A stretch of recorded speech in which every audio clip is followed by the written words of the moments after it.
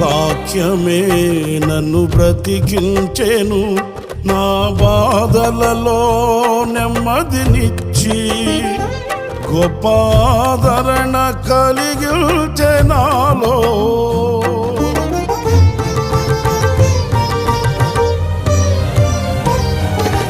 మన్నైనది మన్నైపోవునని నన్ను జీవాత్మతో నింపి నీవు నీ రూపుగా నన్ను మార్చినావే.